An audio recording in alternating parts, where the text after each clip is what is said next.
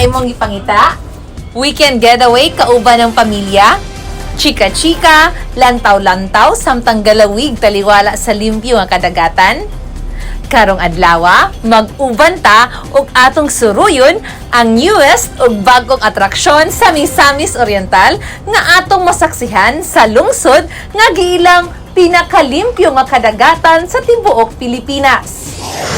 Nagdala og garbo sa lalawigan sa Misamis Oriental ang lungsod sa Laguindingan ni atong tuig 2017 humanahimong mananaog og miharbat og titulo isip 2017 malinis at masaganang karagatan kon MMK.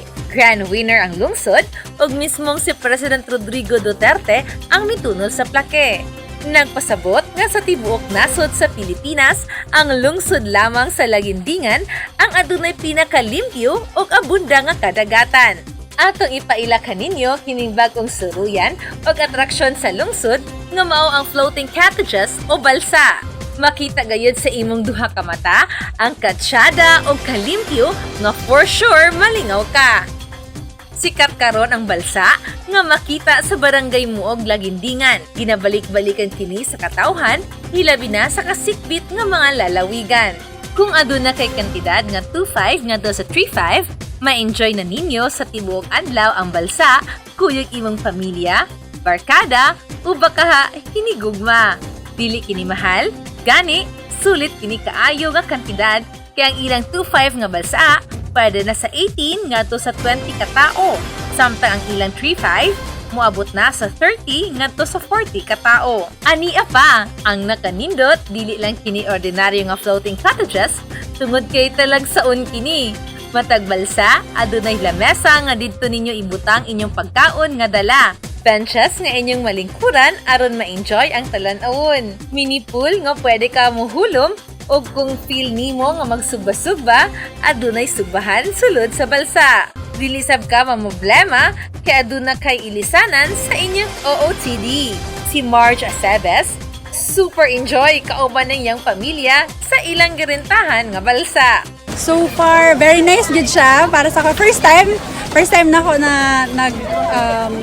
sa floating cottage. And then, super fun.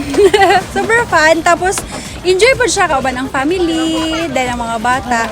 Ang nakatsada sad siya, kaya for example, diri na ay mini pool. And then, para siya sa mga gagmay bitaw.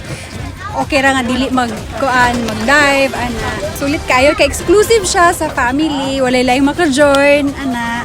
Tapos, kuan po siya, very accommodating food.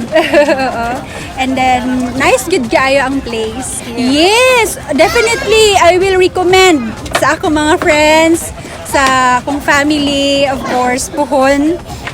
Kung na mga occasions, pwede na ako sila ma-invite to come here para ma-experience po nila among na-experience nga nice kid ang place. And then, ma-enjoy sad ka, ma-relax. And then, sad siya, unique. Unique kay floating cottage. And then, since this is my first time, of course, nice po siya nga bitaw sa uban. Very recommendable sa uban. Super sulit! Ma-enjoy pa nimo ang nindot nga view o kadagatan nga labihan kalimpyo. Sa pagkakaron, gipatuman sa kagamhanang lokal sa Laguindingan ang kalimpyo sa lugar o kaluwasan sa mga bisita. Sa imong pagsulod, aduna environmental fee nga 10 pesos apan walay labot niini ang mga bata. Musuot gihapon og face mask o face shield hugot gayud ang gipatuman. Ug ang social distancing lakip kinahanglan nga obserbahan. Nakaandam na ang ambulansya kung aduna man galing emerhensya.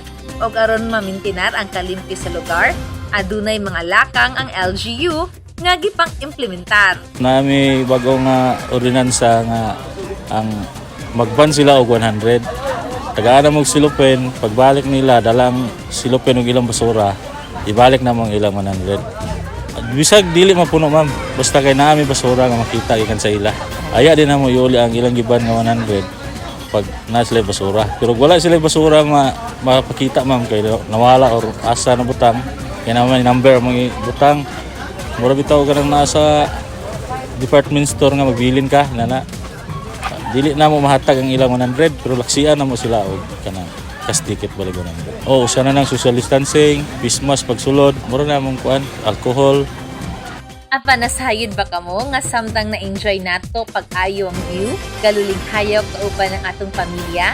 Nakatabang na usab kita sa laing pamilya? Sukad nga gadagsaon sa kadaghanan ang floating cottages sa lungsod sa Laguindingan, naghatag kini sa mga residente og dakong panginabuhian. Si Tatay Efren nga usa ka mananagat, aminado nga dakong tabang sa ilang panginabuhian ang floating cottages. Salamat mo sa Ginoo nga katabang gyapon mo sa mga kinabuhi. Dako katabang. Igo ra gyapon tumugas para ng pamilya. Adlaw man nagtag 400 dipindi sa batsambaw ng dapat manggod. Panginabuhi dili primitiva. Kaya na say wala. Muna akong mga pamilya nabuhi sa mga pamilyang panawat ra gyud. Muna mong pangita karon floating. Panginabuhi. Dako gyapon man among income. Salamat gyapon mo sa Ginoo nga. Dako ng income kada adlaw sa piskal lang.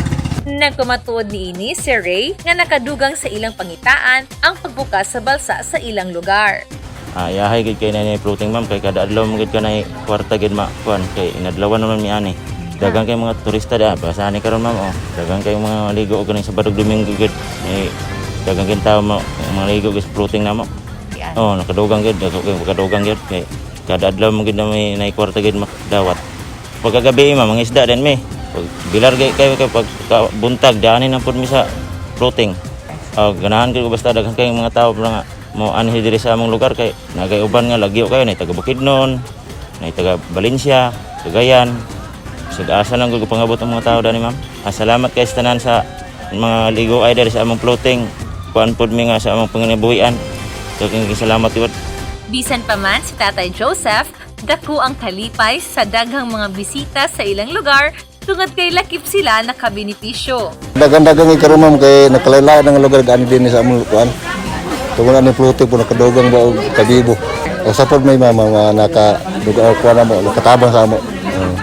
Dili mabasulan kung anong flagship program sa administrasyon ni Governor Bambi Imano ang turismo, kay una nang giingon sa gobernador nga daghang oportunidad sa panginabuhian ang atud sa kalambuan sa turismo. Nagtuo ang atong amahan sa lalawigan nga pinaagis magpalambo sa turismo sa probinsya, bit-bit niini ang panginabuhian para sa tanan. Tungod kay sa turismo, adunay dala nga trabaho og makatabang pag-ayo sa tagsa-tagsa ka pamilya sa lalawigan.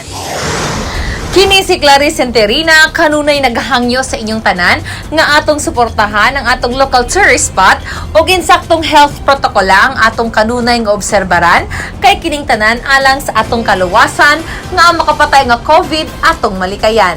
Together, let us explore Misor more!